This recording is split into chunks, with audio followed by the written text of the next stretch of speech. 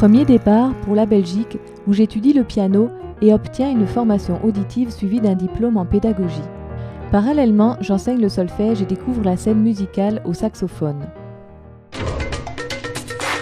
La Guyane, un territoire français en Amérique du Sud où l'on se croit en Afrique. J'enseigne en secondaire aux Noirs marrons. Ils parlent un dialecte local et ont gardé leur mode de vie africain. Étant jeune enseignante blanche dans un contexte défavorisé, c'est en jouant avec les locaux que j'ai pu gagner en crédibilité. Montréal, 5 années à enseigner le piano et la théorie musicale, et me voilà en école primaire où je découvre différentes approches pédagogiques, notamment avec les écoles alternatives. Artistiquement, j'ai eu la chance de partir en tournée au Canada, mais il y a des périodes plus creuses. J'essaie au mieux d'allier une vie artistique et pédagogique active, car je trouve essentiel de s'alimenter soi-même pour transmettre avec passion. Vivre ailleurs, c'est rompre avec nos systèmes pour s'en approprier de nouveaux. Un peu comme la pédagogie, c'est saisir les élèves, leur compréhension, leurs émotions pour les amener à explorer leur potentiel.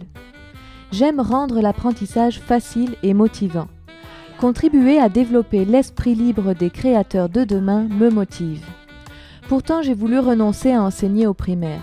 Ayant une formation plus adaptée au cégep et le besoin de rester connecté au milieu artistique me laissait penser que ce n'était pas ma place. Je n'avais jamais abordé les concepts de gestion de classe et mes débuts m'ont laissé croire qu'il fallait que j'adopte une méthode de travail en désaccord avec mes valeurs. Avoir un regard critique, piloter des projets, utiliser les ressources technologiques et avoir une analyse réflexive font partie de mes forces. Ce qui réfère aux compétences 1, 4, 8 et 11. Mon plus grand défi concerne la compétence 6, l'adoption de stratégies de gestion et d'intervention, et la compétence 10 où collaborer lorsque les valeurs et les méthodes sont différentes n'est pas toujours facile. J'aspire à développer ces compétences afin d'observer le plaisir qu'il en découlera d'apprendre.